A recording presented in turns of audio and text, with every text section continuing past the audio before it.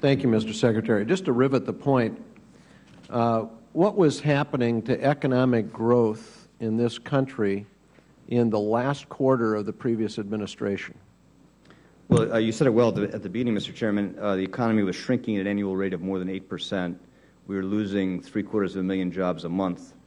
We were in the midst of a shock larger than the shock that caused the Great Depression.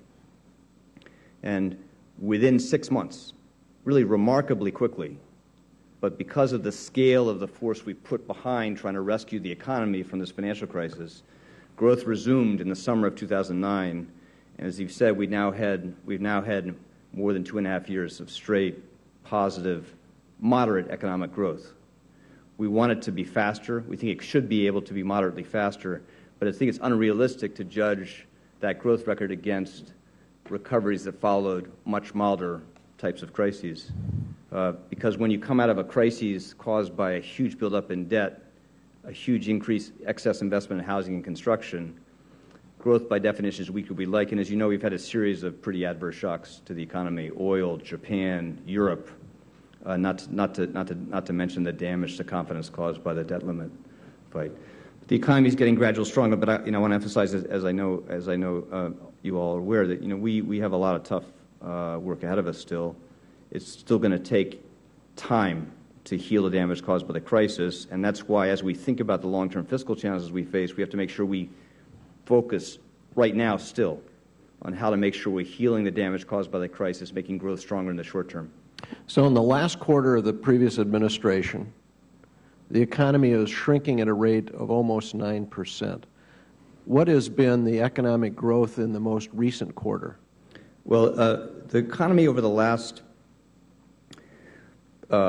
quarter, 2 quarters, 3 quarters is averaged something closer to 2%. Most people look at the economy now think we're growing somewhere between 2 and 3%.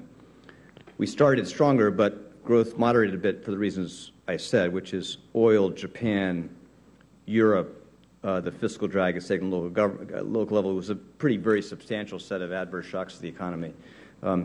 But growth looks like gradually getting stronger, and of course our job is to make sure we're reinforcing that. And in terms of, you mentioned private sector job growth. First month of 2009, we lost 800,000 jobs. That's right, more than 750,000 jobs. And job growth has been averaging now slightly over 200,000 jobs a month, which is not surprising given the fact the economy is growing at roughly 2.5%. We've had 3.7 million private sector jobs since job growth started. Job growth is actually more rapid than it's been following the last 2 recessions, the recession of the early 90s and the first Bush recession, a little more rapid than in those recoveries. And if you look at any other measure of business health outside the construction industry, if you look at profits, they're higher as a share of GDP than before the crisis. Overall profits higher than they were in 2008. Private investment up 30%, as I said. Productivity growth pretty good. Balance sheets in the corporate sector really very strong. No credible argument that the broader health of the business sector is not dramatically stronger today than it was when the President took office. Well, let me go to the next question that I have, which is the revenue proposal that you've brought to us. What would revenue be as a share of national income at the end of this budget period under the President's proposal? Roughly 20% of GDP, which I think, as you correctly noted, is lower than the peak in the end of the Clinton administration when, as you said, we had a remarkably strong record of economic growth and job creation and investment and productivity growth, and somewhat lower than proposed in the Simpson-Bowles Commission and I think in the bipartisan Senate 6 process as well, and I think probably in Rivlin-Domenici as well. Let me just make that point. As I read your proposal, you would have revenue at the end of this period just over 20% of GDP.